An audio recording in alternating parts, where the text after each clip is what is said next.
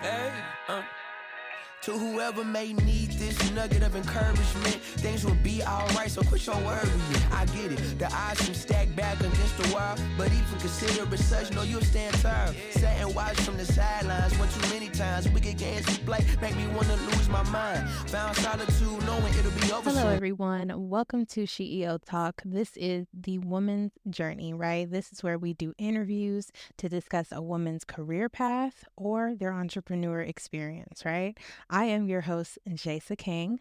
On this segment of the Just Jasa platform, that is where we have all of the amazing podcasts that I bring to you on either a Tuesday, a Wednesday, or a Saturday within a month. We will be discussing, again, the entrepreneur world, a stay-at-home mom's experience going from a career to being at home, or just a woman with an amazing story. Every Wednesday at 12 p.m. right here on all of your favorite podcast platforms, or check me out on YouTube with a full video. You can also find our past episodes on our website at audacityofwomen.com.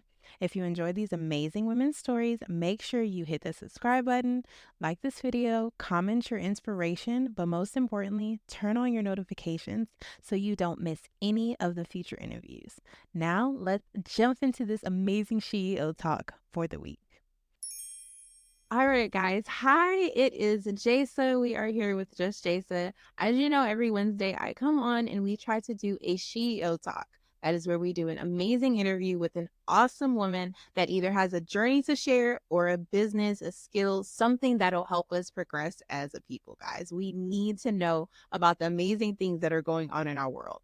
So our first one for April is the amazing Rayna. She is a podcast producer. She's going to give us amazing tips on how to start your podcast, ways to keep engagement. We're going to talk about the intricacies of just understanding how to progress in the podcast world.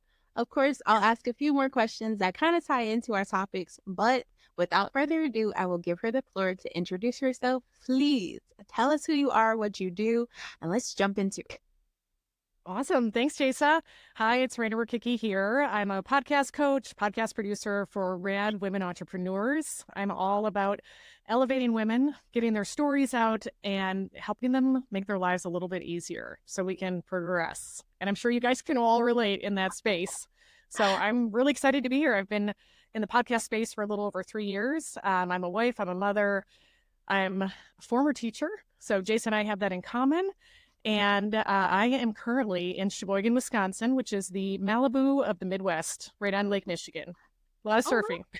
Yeah, I love that. It's weird, but it's true. That's so cool. I didn't know that. That's awesome. I have to ask before we move forward. Is it cold in Wisconsin? At certain times of year. Yeah, it's chilly now, but the summers are beautiful and the fall's great.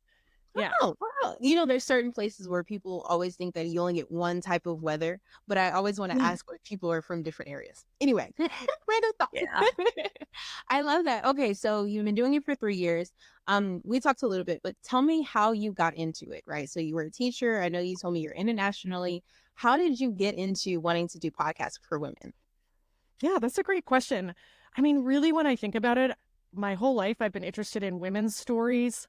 And then, so I was a teacher. I was a middle school teacher, and my husband and I taught internationally. We were in Nigeria for 6 years, and we were in Nigeria with our family when the pandemic happened. So we came back to the States, finished teaching online. And it was at that point, my kids were pretty little. And I was like, you know what? It's going to be really hard to keep teaching online and in person when my daughter, there's no daycare. And I was like, I think it's time for me to pivot. You know, it's time for me to pursue that dream of helping women. And with my students, I had done a lot of audio and video projects. I really loved helping them make podcasts, helping them make videos. And I first started out actually as a VA, and one of my clients was a productivity coach, and she had a podcast and a YouTube channel. And it was just really cool work. I was like, oh yeah, I love doing this. This really ties into what I've been doing my whole life. Yeah. And so then I took a deep dive into, technique classes and SEO and a little bit of everything. And it was at that point that I was like, I'm going to start my own business. So I started the Ladies First digital media company. As you could tell in the name, I really focus on women. And recently I shifted into the coaching space because while there are some clients who do want year-round producing, weekly editing, everything for their podcast, a lot of people are looking for a coach to help get their podcast off the ground and design it intentionally, because you can find all that stuff out there, but it's easy to get overwhelmed in the information. And as someone who's been in the industry, I even worked for a podcast company for half a year, and that was really interesting too. It's like there's tips and tricks you can use to really shape your show in a way that will help you achieve your business goals. So you got to be intentional with it, right? Based on what you want your podcast to do for you. So yeah, that's kind of where I'm at right now.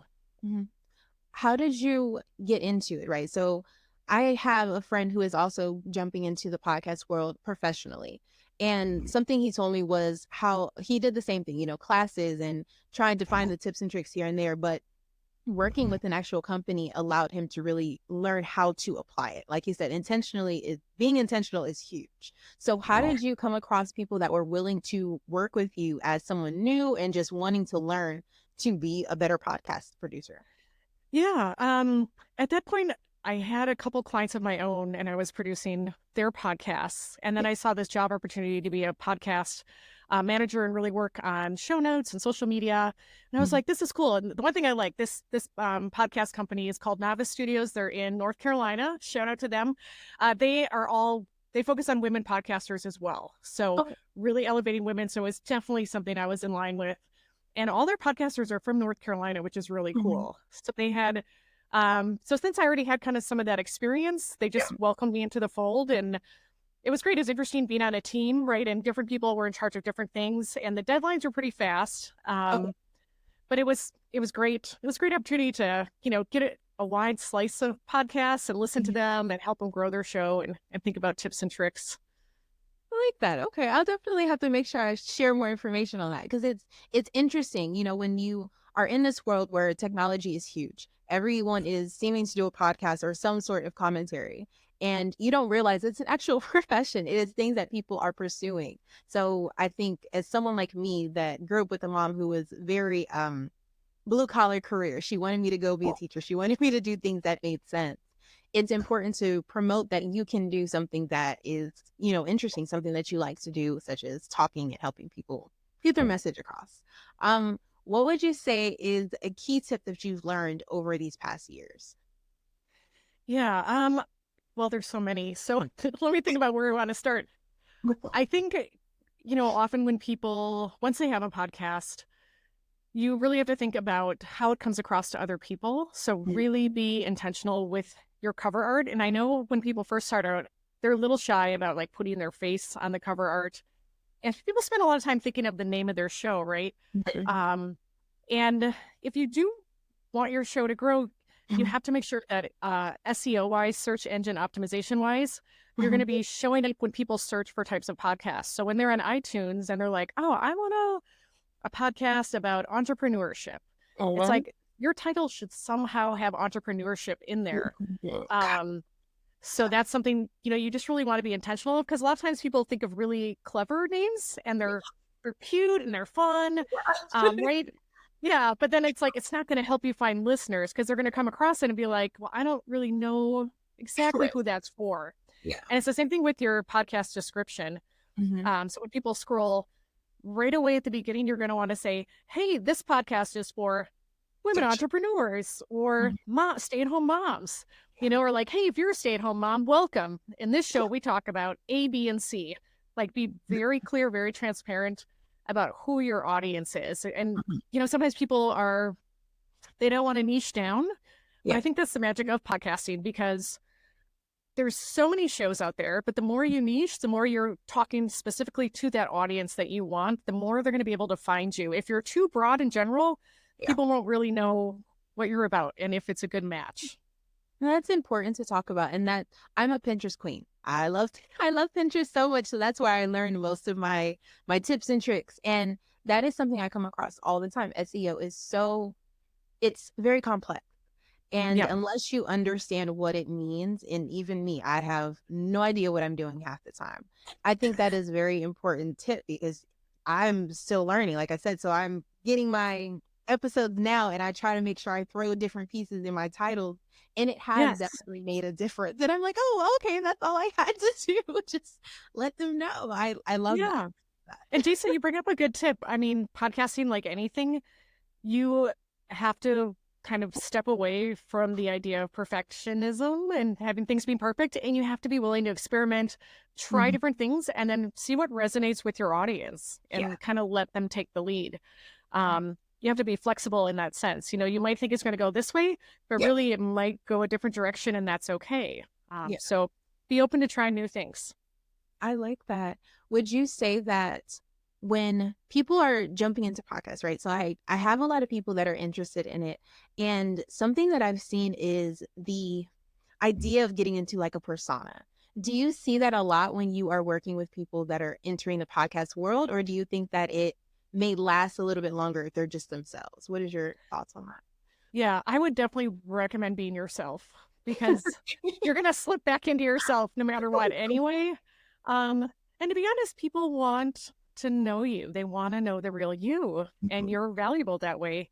And if they don't jive with the way you are, then they're not your ideal listener, and that's okay because there's millions and millions of listeners out there.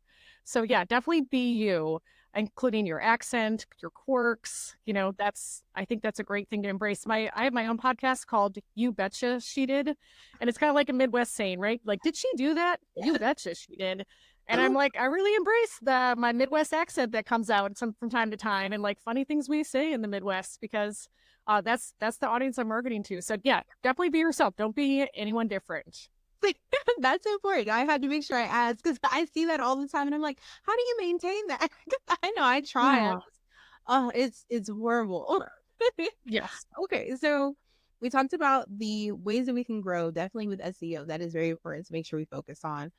Tips to starting it, right? So you have a lot of history with jumping in and helping people maintain it and things of that nature. What would you say is key for people just starting out, either low budget or just wanting to do it for fun and kind of in that range? Yeah. I mean, the nice thing about podcasting is it can be really low budget. There's free hosting platforms, very cheap equipment you can get that'll be just fine. But I think, yeah, when you're starting out, I think you have to look at your personality. If you're a do-it-yourself kind of person, a DIYer, you can definitely find the info out there, but you got to dig and kind of apply it. There's courses if you want. You could seek a coach like myself, and we can work together for 3 months. I like to think of the beginning of podcasting, I call it the 6 pillars of podcasting. Okay. So with the first pillar is like designing your show. What's the goal for your show? How do you design and create a show based on what you want it to do? Another one is recording 101, like learning how to use the mic, the placement, figuring out where you're going to record. Like, do you need a sound filter, a pop mic filter, things like that? The next part is editing. So editing 101, like how do you take your sound and make it as crisp as possible? Really get that voice coming. Another part is content creation. So planning out, and by that I mean, try to plan out 12 episodes in advance. You might shift, but think about your workflow. What are the topics coming out? How can you be intentional with seasonality and things that are coming around? And then starting to create a workflow, right? Because if you are going to do a weekly podcast, it's a lot of work. So if you don't have a workflow or a batch system in place, you're going to get burned out really quickly. And that happens to a lot of podcasters. They go through pod fade, right? They're like super excited. And then all of a sudden they're like, oh, this is taking up more time than I thought. But if you have a workflow in place where you can kind of get ahead, it's going to be a lot easier. What else is there? Social media is a big thing. So I feel like half of podcasting is creating your content, recording it, editing. And then the other half is promoting the amazing ideas you have. And again, thinking about who is your show for? If it's for professionals, maybe you want to promote it on LinkedIn. If it's for moms, maybe you want to go on Instagram and Pinterest, like know where your audience is, and what kind of content you need to make for your show so they find it.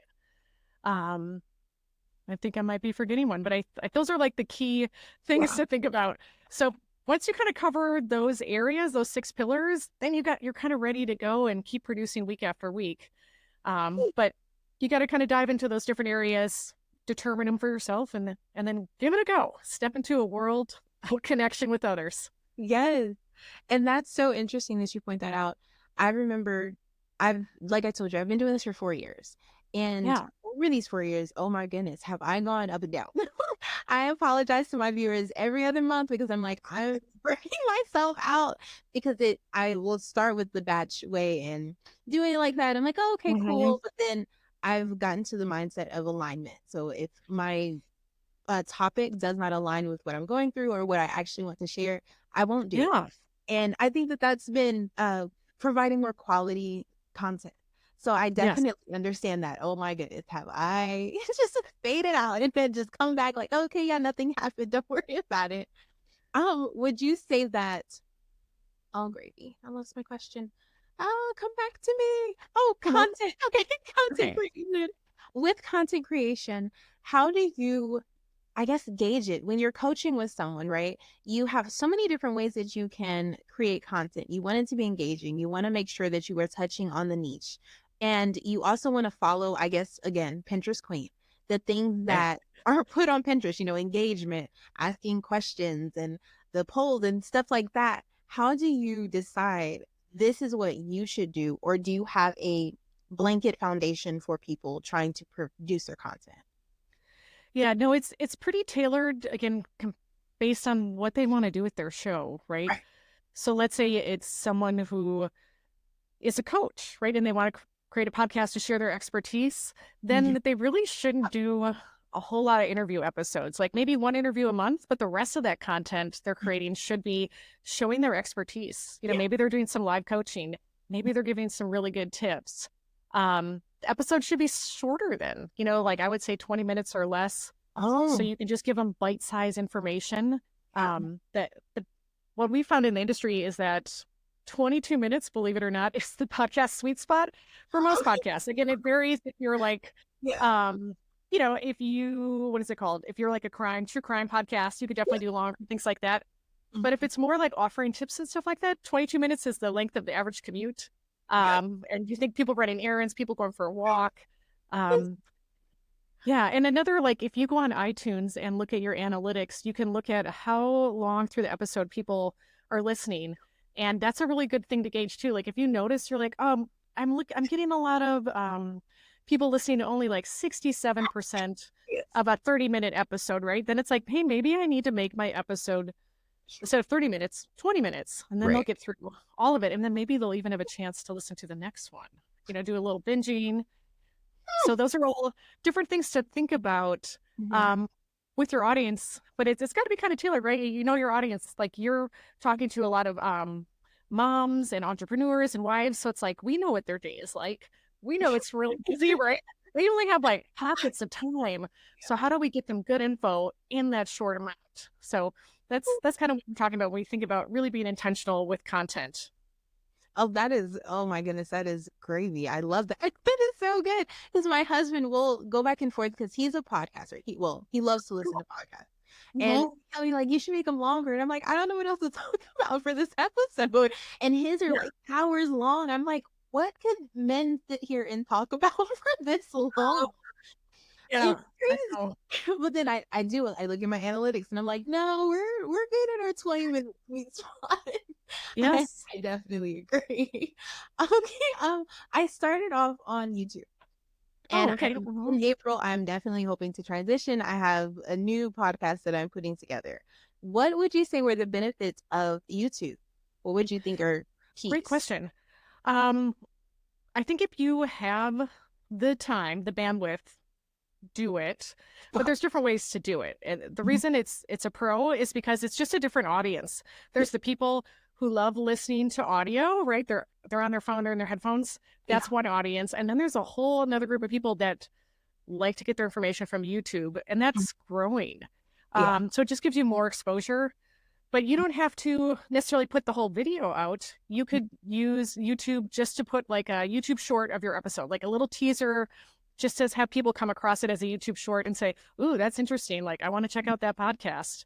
Earlier this year, YouTube has allowed channels to have a podcast site. So you just take your podcast RSS feed, it connects automatically, and it's a static image unless you're doing the video, but it'll automatically upload it. And some people do like listening to it, even though it's video, if that makes sense. Yeah. So you could go just let it connect automatically where it's a video and just an image. You Yep. could do a YouTube short to kind of generate more interest. Mhm. Or if you have the time to do more editing, you got to make the thumbnail and everything. Then you can do the actual video. Yeah. So it just depends on how much time you have, I guess. That's what it comes down to my clients. And that's interesting. I didn't think about how it is two different audience, because I guess that does actually make a lot of sense as you describe it. There are a lot of people that just want to listen to it. And I think that as we are, again, forming into more of a technological society, that is huge. People have no time to sit there on their phones and actually watch it. And you're spending so much time with lighting. You want to make sure that your outfit looks decent. Exactly. You know, it's so much work, but it's not what people are interested in most of the time. So that is very interesting. Thank you for that tip. I appreciate that. Yeah, you're welcome. What would you say would be a great tip for guests, people being guests on podcasts? I know, like I told you, I'm very awkward. So cool. I know just for me being the host, I have to like stay motivated. But as a guest, how would you help people? Yeah. I think, really, like I just started doing this recently, actually, for my own podcast. Mhm. Like when they sign up for an interview time, ask them like, hey, what is one or two things you really want to get out of this podcast episode that you really want my audience to know? So you make sure it's like reciprocal relationship, right? You make sure your guest is getting some worth out of it. Your audience is. I like to ask my guests one or two tips that they think would be really helpful for my audience. I think a lot of people appreciate just some questions beforehand. Like some people are great talking off the cuff, but for some people, I mean, it depends on your podcast. Yeah. They haven't been on a lot of podcasts, so they're not used to speaking. And they could really use that prep time. So like you did, we did a little icebreaker before, and I find that super helpful too, to be like, oh, let me get some background. Like, oh, look, we connect here. Like, that's great. So that kind of stuff I think is very helpful. And, just try to make people relax. Like, I think that's the key too, because your guests might be nervous. So, just reassure them, kind of give them a rundown of like, here's what's going to happen. It's very low stakes. It's okay if you mess up, we can fix that. I love that. It is funny because, again, I'm learning. So there's different things that I've done in the very beginning. Like I would send people a book of different tips, like, hey, make sure you don't wear white because of the color, you're going to see everything. Or, hey, here's a list of questions. And they love it. And it definitely helps. But then I learned towards the end, people are trying to read directly from the list of questions. And I'm like, okay, let's not, I want you to be comfortable. I'm a friend. We're here. We're just talking about your life. Tell me what's going on. And I think that it's definitely a middle ground, at least for my audience and the people I bring on. Like, okay, I want to hear about your life. I want you to tell me your journey, especially in the entrepreneur side. What did you go through? Be honest with me, but I definitely think that it has helped providing all of those resources. So I love that. I definitely appreciate that. Okay. So I have to ask before we go and I let you enjoy the rest of your day, what does a coaching session for podcasters look like with you? Yeah, great question. I guess I'll just speak to what it's like to work with me to launch a podcast. Yeah. That's something I'm working on right now. So I've done a lot of research and just kind of picking people's brains about what are their biggest obstacles. And for a lot of people, they really want someone to expertly guide and help shape their podcast and give them feedback. Yeah. So what I do right now is a 12-week podcast launch package where it's 6 weeks of live classes where each week we talk about one of those pillars of podcasting. Like the first one, like, let's talk about designing your show. But first, let's look at what's the goal of your show. And then let's, and then they have homework because I'm a teacher. So their homework is like, I want you to design your cover art, your tagline, and your description. They send it to me. And then I give feedback right away. Like, this is good, but you need to add this and this for SEO. Let's think about this for your audience. Let's do this. Yeah. And then the next week, it's like, we're going to go over recording 101. I want you to record yourself, doing your description. I'm going to give you feedback on like, move your mic closer, turn up your gain. Let's change this. So they know how to do it without, otherwise it takes hours of like, I don't know, I'm trying to figure it out. Right.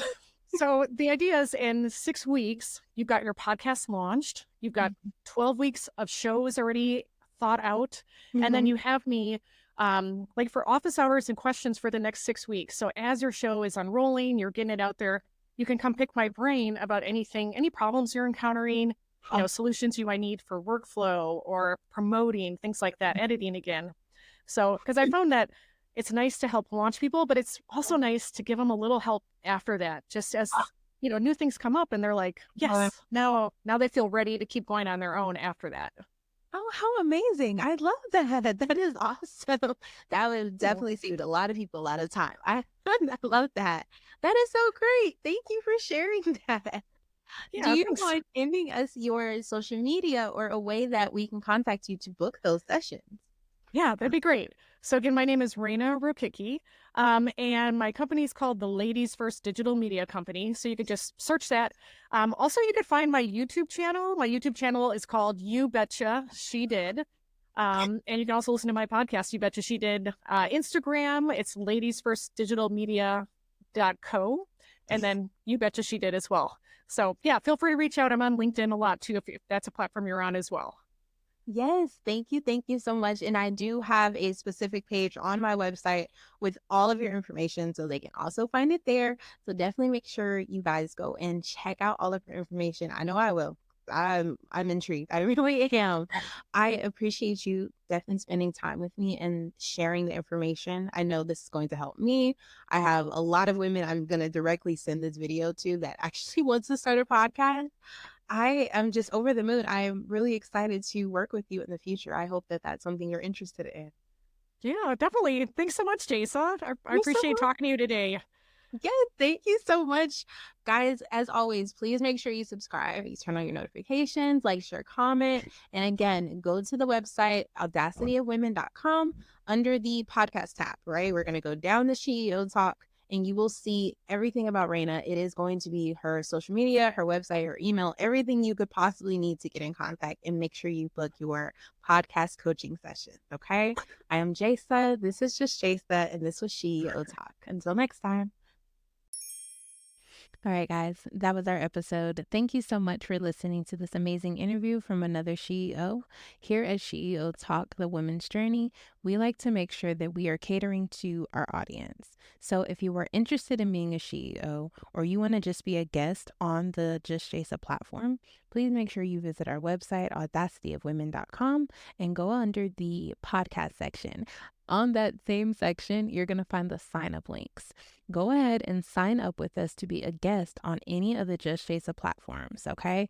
That could be SheEO Talk, that could be Just Jasa Saturdays, or our new segment, which is Awareness and Heritage Panels. And lastly, our biggest one, which will be coming now in May, Contrary to the Culture. So make sure you go ahead and sign up. I would love to have some new guests. But before you go, thank you so much again for watching or listening, depending on your platform. Make sure you like, share, comment, but of course, subscribe to all of our channels on our platforms, as well as turn on your notifications so you don't miss any future interviews. Thank you so much. I'm your host, Jasa Kane. Until next time.